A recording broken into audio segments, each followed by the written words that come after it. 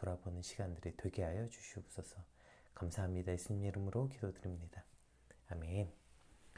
네, 오늘 말씀은 좀 깁니다. 네, 그래서 저희가 천천히 한번 같이 살펴보겠습니다. 우리 욥기 41장 1절에서 34절 우리 전체를 같이 한번 읽어보겠습니다. 내가 낚시로 리워야단을 끌어낼 수 있겠느냐? 노끈으로 그 혀를 맬 수 있겠느냐? 너는 밧줄로 그 코를 꿰 수 있겠느냐? 갈고리로 그 아가미를 꿰 수 있겠느냐? 그것이 어찌 내게 계속하여 간청하겠느냐? 부드럽게 내게 말하겠느냐? 어찌 그것이 너와 계약을 맺고 너는 그를 영원히 종으로 삼겠느냐? 내가 어찌 그것을 새를 가지고 놀듯 하겠으며 내 여종들을 위하여 그것을 메어두겠느냐? 어찌 장사꾼들이 그것을 놓고 거래하겠으며 상인들이 그것을 나누어 가지겠느냐? 내가 능히 많은 창으로 그 가죽을 찌르거나 작사를 그 머리에 꽂을 수 있겠느냐? 내 손을 그것에 얹어보라. 다시는 싸울 생각을 못하리라. 참으로 잡으려는 그의 희망은 헛된 것이니라. 그것의 모습을 보기만 해도 그는 기가 꺾이리라. 아무도 그것을 격동시킬 만큼 담대하지 못하거늘 누가 내게 감히 대항할 수 있겠느냐? 누가 먼저 내게 주고 나로 하여금 갚게 하겠느냐? 온 천하에 있는 것이 다 내 것이니라. 내가 그것의 지체와 그것의 큰 용맹과 늠름한 체구에 대하여 잠잠하지 아니하리라. 누가 그것의 겉가죽을 벗기겠으며 그것에게 겹재가를 물릴 수 있겠느냐? 누가 그것의 턱을 벌릴 수 있겠느냐? 그의 둥근 이틀의 힘이 두렵구나. 그의 질비한 비늘은 그의 자랑이로다. 튼튼하게 봉인하듯 닫혀 있구나.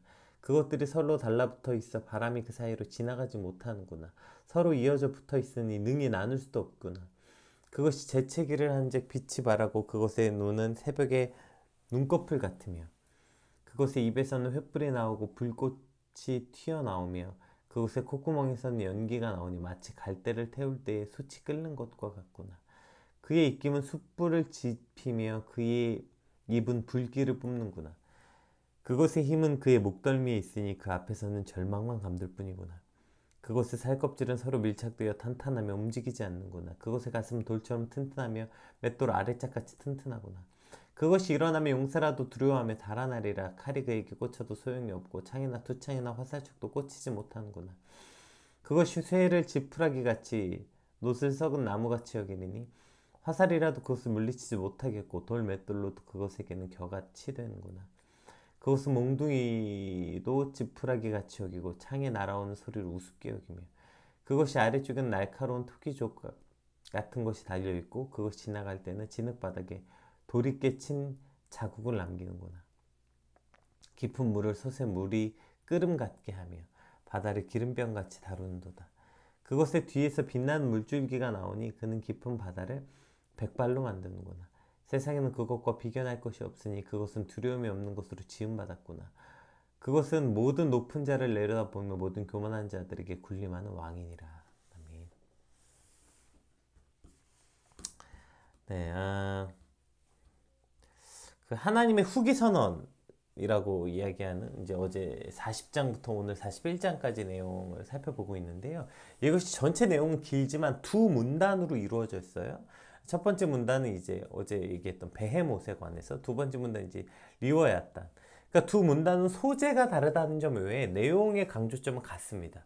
그러니까 40장 15절에서 24절까지 베헤못, 하마라고 해석되었던 이것에 대한 위용을 통해 하나님의 주권과 인간의 한계를 말씀하셨다면, 뭐 오늘은 이제 그 리워야단을 통해서 말하죠. 뭐 만물의 영장이 사람이고 어쩌고 대단한 것 같이 보여도 하나님이 지으신 베헤못 앞에 인간이 얼마나 나약하고 연약한 존재인가, 그리고 그것을 지으시고 돌보고 기르신 하나님의 절대적인 권능과 주권을 강조하셨고, 오늘 41장의 리워야단을 등장시키시면서 똑같이 다시 한번 그 인간의 무능함, 또 그에 비해 하나님의 전지전능하심을 선언하고 계시는 것이죠.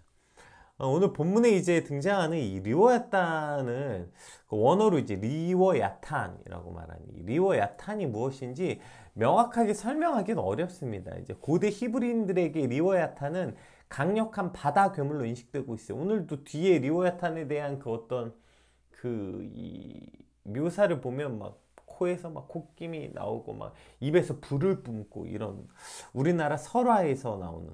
그래서 이 당시에 이제 히브리인들에겐 그 바벨론 신화에 등장한 로탄이나 킹구와 같은 가상의 괴물로 이 리워야탄을 인식했다고 해요. 아마 우리가 지금 가장 이 리오야탄의 묘사를 듣고 이제 딱 떠오를 수 있는 가장 쉬운 이미지는 그 판타지 영화에 나오는 드래곤 같은 모습이죠. 어마어마한 크기에 막 비늘로 막 다 뒤덮여 있고 강철 같고 막 거기 콧김에서 막 그런 김이 뿜어져 나오고 막 이런 아마 드래곤의 모습과 왜 흡사한 것 같아요. 그런데 1절 이제 보면 1절에 낚시로도 뭐 낚을 수 없고 뭐 노끈으로 그 혀에 밧줄을 매고 코에 갈고리를 꿰고 아가미를 꿰고 뭐 이러한 표현들을 본다면, 그런데 지금 오늘 본문에서 말하는 이 리오야타는 그런 가상의 상상의 동물을 말하는 것이 아니라 실체를 가진 동물로 봐야 한다는 거예요. 왜냐면 이 가상의 동물로 생각했을 땐 이 말이 와닿지 않거든요. 그러니까 이것을 딱 들었을 때 실체 동물로 생각해야 그 마치 실체하는 동물을 지금 하나님이 생각하고 말씀하셨다고 해야 지금 이 말들이 지금 이해가 되고 그 받아들일 수 있는 것이라는 것입니다. 따라서 그 이 리워야탄을 그 두 가지 의미 모두로 생각하지만 그러나 이것을 실체가 가진 동물로 봐야 한다는 의견이 대부분입니다. 그래서 개역 한글에서는 이것을 악어라고 번역했는데 이거 악어하고는 좀 거리가 먼 거 아닌가 생각하실 수 있는데, 실제 이집트 악어는요 8m에 달하는 거대한 악어라고 해요. 현재도 그 8m에 달하는 이 거대한 악어, 그리고 예전에 고대 악어들에 대한 화석들이 발견되거나 그 뼈들이 보면 거의 공룡에 가까운 크기를 가진 그 거대한 악어들이 발견되고 있습니다. 그러니까 이러한 거대한 악어들 막 뭐죠? 이집트 악어는 8m가 넘는다고 했잖아요. 그리고 지금 막 그 뼈로 등장하는 악어는 막 10m가 넘는 악어들이에요. 어마어마한 크기. 그래서 이러한 거대한 악어들은 고대인들에게 신적인 존재로 숭배되기까지 했다고 해요. 따라서 오늘 본문이 말하는 이 리워야탄을 어떤 바다 괴물 정도로 인식하면 그 본문을 이해하는데 조금 어려움이 있기 때문에, 그래서 개역 한글에서는 이것을 악어라고 번역했는데, 저희도 이것을 그 어마어마한 거대한 악어로 아마 생각하시고 이것을 좀 이해하시면 본문을 이해하시는데 조금 더 도움이 될 것 같습니다. 우리 1절에서 9절 한번 같이 읽어보겠습니다. 이제 그걸 생각하시면서 읽으시면 좀 더 이해하기가 쉬울 것 같아요. 내가 낚시로 리워야단을 이끌어낼 수 있겠느냐. 그 어마어마한 크기의 악어를 생각하시면 돼요. 노끈으로 그 혀를 맬 수 있겠느냐. 너는 밧줄로 그 코를 꿰 수 있겠느냐. 갈고리로 그 아가미를 꿰 수 있겠느냐. 그것이 어찌 내게 속하여 간청하겠느냐. 부드럽게 내게 말하겠느냐. 어찌 그것이 너와 계약을 맺고 너는 그를 영원히 종으로 삼겠느냐. 내가 어찌 그것을 새를 가지고 놀 듯하겠으며 내 여종들을 위하여 그것을 메어두겠느냐. 어찌 장사꾼들이 그것을 놓고 거래하겠으며 상인들이 그것을 나누어 가지겠느냐. 내가 능히 많은 창으로도 가죽을 찌르거나 작사를 그 머리에 꽂을 수 있겠느냐. 내 손을 그것에 얹어보라. 다시는 싸울 생각을 못하리라. 참으로 잡으려는 그의 희망은 헛된 것이니라. 그것의 모습을 보기만 해도 그는 기가 꺾이리라. 우리가 지금 이 리버탄의 모습을 이제 그 거대한 악어라고 생각하고 보시면 이제 이게 말이 안 되는지 나오죠. 그러니까 그 거대한 악어를 인간이 어떻게 잡고 길들이겠느냐. 그냥 보기만 해도 기가 꺾이는 그 두려운 존재 앞에 우리의 나약함을 깨달으라는 것이죠. 그 얼마 전에 한참 그 화제가 됐었던 그 되게 많은 사람들이 그 패러디도 많이 했죠. 과대 포장되어 있는 그 과자 질소 포장되어 있는 거 있잖아요. 봉진 막 빵빵해서 이만한데 뜯어보면 내용물이 요만큼밖에 안 들어있는 그 질소 포장되어 있는 그 과대 포장되어 있는 과자 봉지 같이 인간의 모습이 사실 이렇게 과대 포장된 과자 같아요. 만물의 영장이니 뭐 대단한 것처럼 막 해도 결국 인간은 그 포장지를 뜯고 나면 사실 아무것도 아니라고요. 우리가 그 뭐 어떤 걸 무시할 때 개자를 붙이잖아요. 뭐 심지어 무시라는 말 앞에도 개무시를 붙이죠. 그리고 뭐 개만도 못하다. 뭐 이런 표현들로 어떤 그 무시하는 그 수준 이하의 것들, 그런 것들을 우리가 말할 때 개자를 붙여요. 그러니까 개가 굉장히 무시받는, 그러니까 천대받는 어떠한 그 욕 중에 하나인 것이죠. 그런데 여러분 우리가 그 개를 길들이고 막 뭐죠, 애완동물로 키우고 뭐 그런다고 자꾸 착각하는데, 여러분 진짜 그 들개나 이런 개 앞에 가보셨어요? 저희가 이제 언제죠? 여름인가? 이제 저희가 간사님 몇 분하고 그 조금 들이마로 이제 가는데 어떤 시골 마을에 딱 갔는데요. 정말 사람은 하나도 없었고 그 이제 딱 그 아무도 없는 마을 그 빈 교회에다가 그냥 봉투만 전달해주고 오는 거였는데, 정말 갑자기 정말 마을에서 와 정말 그 거의 송아지만한 허리만한 개 한 마리가 딱 등장했는데요. 그 개가 등장해서 마치 그 눈빛으로 너희 움직이기만 해봐. 그 너희 움직이기만 해. 정말 저희 셋 다 딱 얼어붙어서 가만히 정말 숨도 잘 못 쉬고 그 개가 지나갈 때까지 가만히 있어 가만히 있어 가만히 있어. 그 공포의 그 몇 분이 아직도 기억이 나요. 계속 돌아봐요. 가다가 마치 움직이기만 해봐 이러한 어떤 눈빛으로, 그 살깃빛 눈빛으로. 저는 제가 개도 오래 키웠고 개 좋아하거든요. 예, 그거 아무 소용없어요. 그건 그 개가 나를 반길 때나 제가 개를 뭐 이렇게 할 수 있는 거지, 뭐 제가 개를 많이 키웠고 개를 뭐 잘 알고 아무 소용없어요. 그건 그 개가 나를 반길 때 얘기지, 아마 제 생각엔 그런 들개는 누구죠? 그 동물농장 아저씨도 해결할 수 없을 거예요. 뭐 거기 우리 함께 갔던 우리 요셉 간사님의 태권도가 몇 단입니까? 아무 소용없어요. 그냥 그 개 한 마리 앞에서도 얼어붙는 게 인간이라고요. 근데 무슨 만물의 영장이에요. 오늘 10절 11절을 통해 하나님께서는 인간의 이 만용, 이 대단한 착각에 대해서 찝어서 말씀하시는 거예요. 리워였다는커녕 이 개 한 마리 앞에서도 얼어붙는 인간이 무슨 뭐 만물의 영장입니까? 우리 10절 11절 한번 같이 한번 읽어볼게요. 인간의 가장 큰 착각, 예, 여기 있는 거죠. 10절만 한번 읽어볼까요? 아무것도 그것을 격동시킬 만큼 담대하지 못하거든 누가 내게 감히 대항할 수 있겠느냐. 예. 그 리워야탄을 만드신 하나님 앞에 이렇게 나약하고 무기력한 그러니까 리워야탄 앞에서는 그렇게 나약하고 무기력한 존재이면서 감히 리워야탄을 지으시고 다스리시는 하나님 앞에 누가 감히 대항할 수 있겠느냐 물으시는 거예요. 리워야탄은커녕 개 한 마리 앞에서도 쩔쩔매는 존재면서 무슨 하나님 앞에 그렇게 뭐 인간이 최고네, 하나님이 있네 없네 이런 겁없이 이런 말들을 쏟아내고 떠들고 있느냐, 누가 감히 하나님이 옳으나 틀렸냐 이러한 참담한 말들을 쏟아내고 있느냐. 리워야탄 앞에선 그냥 숨도 못 쉬는 존재들, 그렇게 미약하고 나약한 존재이면서 그 리워야탄을 지으시고 심지어 무슨 리워야탄을 강아지처럼 그렇게 길들이시는 그 하나님, 그 크고 위대하신 하나님 앞에 누가 감히 하나님은 옳으니 틀렸느니 이런 말들을 쏟아내고 있느냐. 예, 이렇게 하나님 말씀하고 있는 것이죠. 이것이 오늘 우리의 존재라는 거예요. 오늘도 세상에 일어난 수많은 일들 앞에 날마다 나약하고 미약하기 짝이 없는 나를 발견해야 되는 거예요. 그 질소 포장되어 있는 포장지 뜯고요. 무슨 그렇게 빵빵하게 질소 포장됐으니까 인간 대단한 것 같습니까? 인간이 온 세계를 정말 뭐 다스리고 막 하는 것 같아요? 그 다스리는, 이제 뒤에 이야기하겠지만 그 다스림도 하나님이 허락하신 거지 인간의 능력으로 무슨 이 땅을 다스립니까? 이 코로나, 이 보이지도 않는 이 바이러스 하나 앞에서도 지금 모든 전 세계가 그냥 두려워 떨고 있으면서 무슨 인류가 뭘 질병을 정복했어요? 뭐 세계를 정복했어요? 말도 안 되는 소리죠. 인간의 나약하고 미약하기 짝이 없는 우리를 발견하고 역설적으로 그만큼 크고 위대하신 하나님을 날마다 발견하는 것, 이것이 오늘 우리가 생각해야 되는 세상인 것이죠. 11절 한번 볼까요? 이것이 또 인간의 가장 큰 착각 중에 하나인 것입니다. 11절, 누가 먼저 내게 주고 나로 하여금 갚게 하겠느냐. 온 천하에 있는 것이 다 내 것이니라. 아멘. 누가 먼저 내게 주고 나로 갚게 하겠느냐. 이미 이것이 다 하나님의 것인데.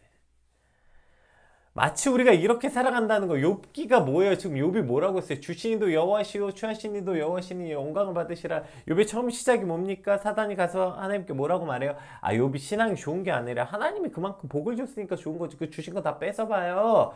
욥이 신앙이 다 무너질걸요? 이렇게 말해서 이게 시작된 거 아니에요. 그러니까 지금 욥이 하나님 앞에 고통스럽다고 말하니 모든 고난 중에 하나가 뭡니까? 하나님의 것인데 그것을 가져갔다고 해서 누가 내게 주고 나로 갚게 하겠느냐. 이미 이것이 다 하나님의 것인데 우리가 이렇게 살아간다는 거예요. 내 것이냐, 내 것을 하나님께 드린다는 아주 크나큰 착각 속에 살아가는 거죠. 애초에 여러분 내게 어디 있습니까? 하나님이 지으신 세계인데, 심지어 우리 생명조차 하나님이 주셨는데, 그런데 무슨 내 시간을 드리고 내 몸을 드리고 내 뭘 드리고 내 것을 드리고 내 것을 드리고 어떻게든 조금 드려보려고 살아가는 게 어리석음. 누가 먼저 내게 주고 나로 하여금 갚게 하겠느냐? 온 천하가 내 것인데. 여러분, 오늘 우리에게 이 말씀이 얼마나 깊은 울림이 있는 말씀입니까? 인간이 만물의 영장입니까? 개 한 마리 앞에서 또 벌벌 떨면서 무슨 만물의 영장이에요? 왜 인간이 만물의 영장이 되었습니까? 하나님이 그렇게 지으시고 허락하셨기 때문에 인간이 만물의 영장이 된 것이지. 하나님, 왜 인간이 이 땅을, 이 창조 세계를, 피조물 세계를 우리가 이렇게 마치 우리가 주인인 양 살아갑니까? 하나님이 그렇게 허락하셨어요.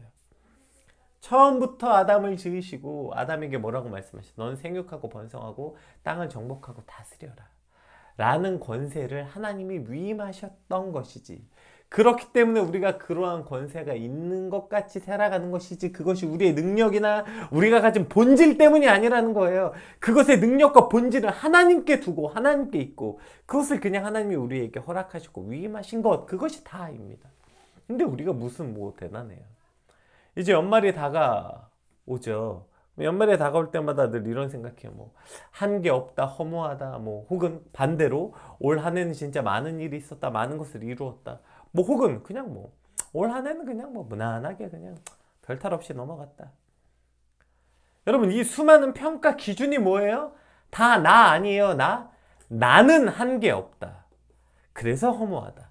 올해 나에게 많은 일이 있었다, 나는 많은 것을 이루었다. 나와 나의 가족에게 올 한 해는 무난한 한 해였다. 결국 내가 이룬 것, 내가 이루지 못한 것, 내가 뭘 했고 내가 못했고, 결국 내게 일어난 일로 해석하니 우리에게 이 일어난 일들과 이 시대에 일어난 일들을 우리는 해석할 방법이 없는 거야. 왜? 그 기준이 나에게 두고 해석하려니. 나에게 일어난 일로 이것을 해석하니 해석이 안 되는 것 토선이죠. 코로나를 어떻게 해석할 겁니까, 여러분? 인간에게 일어난 이 코로나를 어떻게 해석할 거예요? 그 모든 기준이 내게서부터 시작했기 때문에 이거 해석되지 않는 거 아닙니까? 그래서 작년에 코로나 터지고 얼마 안 있어서 그 인류학자가 이러한 그 다큐멘터리 만든 걸 제가 보게 됐어요.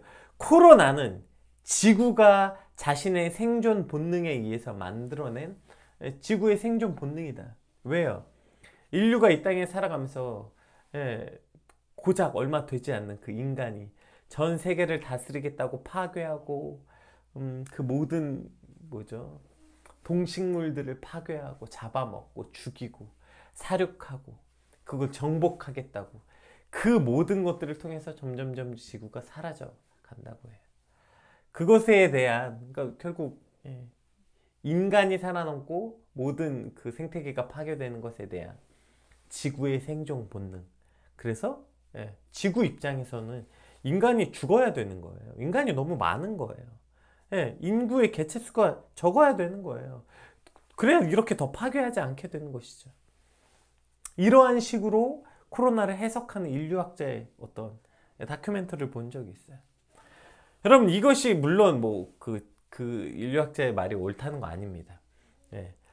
결국은 이것을 해석하는 것이 내가 아니라, 나로부터 시작하는 것이 아니라, 내게 일어난 일로 해석하는 게 아니라 하나님의 일로 하나님이 행하신 것을 해석할 때 우리는 그나마 조금이라도 우리 앞에 일어난 일들을 온전히 바라볼 수 있게 되는 것입니다. 하나님의 것을 내 것인 양 착각하는 어리석음을 회개하고, 하나님의 것을 하나님의 것으로 고백하고 하나님의 자리로 돌려놓을 때에 우리는 오늘 하나님의 것을, 하나님이 지으신 이 세상을 조금 더 이해할 수 있게 되는 것입니다. 오늘 하나님의 것을 하나님의 것으로 고백하고 원래 자리로 돌려놓는 그러한 연말, 그러한 오늘이 되길 소망합니다. 우리 12절 한번 같이 살펴보겠습니다. 내가 그것의 지체와 그것의 큰 용맹과 늠름한 체구에 대하여 잠잠하지 아니하리라, 이렇게 표현했습니다. 지금 그 리워야탄 앞에 인간의 미약함과 하나님의 위엄과 주권을 고백하는 것은 11절로 끝나면 돼요. 그래서 공동번역은 실제로 문단을 바꾸어서 이 뭐죠, 욥기 40장 뒷부분을 아예 삭제했습니다. 그런데 본문은 12절이 등장하죠. 한글 개역 개정에는 리워야탄에 대해서 내가 잠잠할 수 없으며 이제 그 아래 내가 지은 그 리워야탄의 위용을 쭉 나열해요. 리오야탄의 큰 힘과 훌륭한 구조, 막 그것을 지금 막 어마어마하게 설명합니다. 리오야탄이 어떤 거냐면 막 이렇게 피부가 단단하고 눈빛이 어떻고 그거 할 때 막 불이 뿜어져 나오고 막 리오야탄이 어떤데 쫙 설명해요. 시간 관계상 뒷부분은 읽지 않을게요. 아까 읽었으니까. 마치 어떤 느낌이냐면 어린아이가 자신이 만들어 놓은 조립한 장난감 자랑하듯이 지금 말씀하고 있는 거예요. 이게 뭘 뜻하는 거예요? 지금 리오야탄은 우리에게 큰 두려움의 상징이고 없어져야 할, 쓰러뜨려야 할 적, 인간에게는 그냥 하등 쓸모없는 재앙과 같은 존재이지만 하나님에게 리오야탄은 하나님 손으로 지으신 자랑스러운 피조물이라는 거예요. 지금 하나님이 리오야탄을 자랑하고 있는 거예요. 이거 봐봐, 리오야탄이 얼마나 튼튼하고 그 위형이 얼마나 대단한 줄 알아? 껍질이 얼마나 단단한 줄 알아? 하나님께 리오야탄은 하나님이 지으신 자랑스러운 피조물 중에 하나일 뿐이라는 거예요. 여러분, 이것이 욥기의 아주 중요한 주제인 것입니다. 이제 다음 욥기 42장에 보면 욥이 하나님께 엎드려 회개하는 장면이 나오는데요. 저는 욥이 왜 엎드려 회개했냐면 오늘 이 40장과 41장이 아주 중요한, 그러니까 40장 시작할 때 욥이 하나님 앞에 제가 잠잠하겠습니다 이제 말하지만 그때도 이제 욥이 완전히 회개한 건 아니었잖아요. 그런데 이 40장 이후, 요 이후의 말씀을 듣고 욥이 완전히 회개해요. 이것이 욥이 회개하는 아주 스모킹건이 되었다고 저는 생각합니다. 왜 이런 스모킹건이 되었어요? 욥이 지금 하나님께 계속 항변한 이유가 뭡니까? 자신이 당하고 있는 고난과 고통 때문이잖아요. 하나님, 나는 이런 일을 당할 만큼 잘못하지 않았습니다.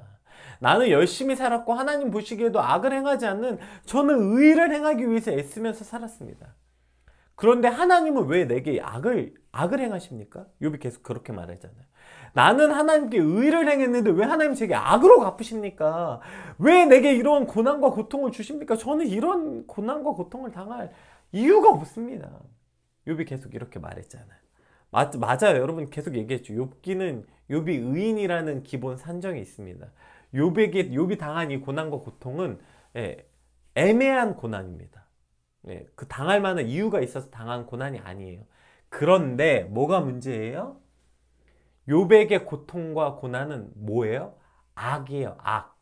욥은 자신의 고난과 고통을 악이라고 판단했어요. 그래서 하나님께 주저없이 왜 내게 악을 베푸십니까? 라고 계속 항변했다고요. 근데 하나님의 질문은 뭐예요? 그것이 악이라고 누가 그러더냐? 지금 네가 당하고 있는 고난과 고통을 악이라고 누가 정했느냐? 하나님의 지금 이 근본의 그 질문은 이거 아닙니까? 고통이 악이라고 누가 그러더냐? 하나님의 질문은 그거 아닙니까? 우리는 우리 기준에서 그것을 평가하는 어리석음을 가지고 있다. 지금 그렇게 말하고 있는 거예요. 여러분, 리오야탄은 인간에게 악의 상징 아닙니까? 두려움의 상징 아닙니까? 그건 하등 인간에게 쓸모없는 없어져야 되는 거예요. 여러분 생각해 보세요. 저 어마어마한 리오야탄이 사람이 사는 마을에 나타났다고 생각해 보세요. 재앙 아닙니까? 그건? 그건 모든 수단과 방법을 가리지 말고 그냥 아비 규환이 될 거 아니에요. 리오야탄이 딱 인간의 마을에 등장하면 모든 사람들이 비명을 지르고 도망가고 그냥 재난이 닥친 겁니다. 인간에게 그것은 모든 수단과 방법을 가리지 않고 없애야 하는 주적인 것이죠. 악인 것이죠. 그런데 이 땅을 만드시고 이 땅에 초석을 놓으시고 천지 만물을 창조하신 하나님께 리오야탄은 하나님이 지으신 아주 자랑스럽고 사랑스러운 피조물이라는 거예요. 그 단단한 껍질과 눈과 강함과 하나님이 지으시고 하나님이 만드신 것이라는 거예요. 그리고 그것은 하나님이 만드신 것뿐 아니라 마치 하나님이 강아지처럼 길들이고 주관하시고 하나님이 그 모든 리오야탄을 만드신 것뿐 아니라 그 모든 리오야탄을 주장하고 계시는 분이라는 거예요. 이것이 지금 하나님이 계속 욥에게 말씀하고 있는 것이죠. 그런데 우리는 자꾸 내 기준에서 선한 것, 내 기준에서 옳은 것을 하나님의 선, 하나님의 공의라고 착각하는 것입니다. 우리 이사야 말씀 한 장 읽어봅시다. 이사야 45장 7절 한번 읽어봅시다. 나는 빛도 짓고 어둠도 창조하며 나는 평안도 짓고 환난도 창조하나니 나는 여호와라. 아멘. 이 모든 일을 행하는 자니라 하였노라. 아멘. 여러분, 하나님은 빛도 짓고 어둠도 지으셨고요. 평안도 짓고 환란도 창조하신 나는 여호와라. 여러분 이게 하나님이라고요. 근데 우리는 자꾸 빛을 지으신 하나님, 평안을 지으신 하나님이 하나님이라는 거예요. 그리고 어둠을 원치 않아요. 어둠을 지으신 하나님, 환란을 지으신 하나님은 받아들일 수가 없는 거예요. 여러분 우리가 받아들이든 안 받아들이든 하나님은 여호와예요. 자존자, 스스로 완전하시고 스스로 존재하시는 완벽자. 그 자존자가 빛도 짓고 어둠도 지었어요. 그 자존자가 평안도 짓고 환란도 지었어요. 만약에 우리의 기준대로 아니 하등 쓸모없는 그건 왜 지었지? 여러분 그 기준이면 저와 여러분도 지을 필요가 없어요. 하나님은 인간을 뭐하러 집니까? 인간이 제일 악한데, 인간이 제일 나쁜데, 모든 피조 세계가 하나님의 만물에 하나님의 명령 안에 움직이는데 유일하게 인간만 불순종해요. 인간만 그 하나님의 창조 세계에서 벗어나요. 벗어나려고 길을 써요. 그럼 인간이 제일 악한 거 아닙니까? 인간이 제일 쓸모없는 존재 아닙니까? 인간부터 지으면 안 됐죠. 하나님은 우리 기준에서 착하고 우리 기준에서 선한 것만 지으신 것이 아니라 하나님 입장에서 그 모든 것이 선해요. 하나님 입장에서 그 모든 것이 온전하다고요. 하나님은 착하고 순한 베헤못도 창조하셨지만 이 강력한 리오야탄도 만드셨다는 거예요. 우리가 주 하나님 지으신 모든 세계 이 찬양 부를 때 뭘 보면서 그런 걸 찬양해요? 아름다운 꽃, 아름다운 뭐 창조 세계, 별빛, 해 이런 거 보면서 얘기하지 않아요? 여러분 여기에 기억해야 되는 거예요. 주 하나님 지으신 모든 세계 우리가 이것을 찬양할 때 그 안에 하나님의 어둠도 창조하셨고 그 안에 환란도 창조하신 그 세계를 찬양해야 되는 것. 이것이 오늘 우리가 해야 되는 일이에요. 내가 보고 싶은 막 아름다운 꽃, 막 아름다운 것만 보면서 그 찬양이 절로 나오는 것이 아니라 어둠을 보면서도 환란을 보면서도 그 모든 것을 지으신 하나님의 창조 세계를 찬양하는 것. 그것이 오늘 저와 여러분이 해야 되는 일인 것입니다. 여호와 우리 주여 주의 이름이 온 땅에 어찌 그리 아름다운지요. 네, 주가 지으신 주가 베풀어 두신 땅과 별 이 모든 것을 바라보면서 우리가 주님을 찬양할 때 주가 지으신 것 안엔 리워야탄도 들어있다는 것, 어둠도 들어있다는 것, 환란도 들어있다는 것. 여러분 이것이 우리가 받아들여야 되는 지점. 이것 앞에 이것이 스모킹건이 되어서 오늘 욥이 하나님 앞에 엎드려 회개하게 되는 것입니다. 아 하나님, 하나님이 지으신 것을 어떻게 제가 악하다고 말할 수 있습니까? 하나님이 지으신 것을 제가 어떻게 그것이 필요 없다, 쓸모 없다 말할 수 있습니까? 하나님은 그 모든 것을 받아 창조하신 분. 하나님 내게 선을 베푸셨고 하나님 제게 좋은 일을 베푸셨으면 제게 때로는 슬픔이 오고 옳지 않은 일이 오는 것 그것은 왜 못 받아들입니까? 그것도 당연히 받아들여야 되는 것. 그것도 하나님이 지으신 창조 세계라는 것. 그것도 하나님이 지으신 아름다운 피조물이라는 것. 다만 그것을 그냥 만들어 놓고 두신 것이 아니라 하나님이 가장 완벽하게 운행하고 있다는 것을 내가 믿습니다. 고난이 내게 왔고 환난이 내게 왔고 그러나 생명만은 건드리지 말아라.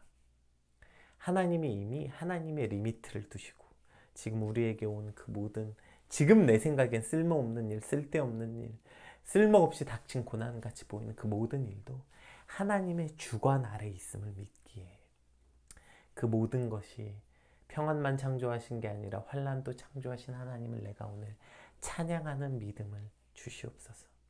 오늘 이와 같은 믿음을 꿈꾸고 소망하는 저와 여러분이 되시길 주님으로 축복합니다. 우리 시간 받은 말씀 놓고 함께 기도합시다. 하나님, 우리 안에 이런 큰 착각, 우리가 뭐 대단합니까? 사실 우리 아무것도 아니죠. 마치 질소 포장되어 있는 과자와 같죠. 개 한 마리 앞에서도 아무것도 할 수 없는 존재이죠.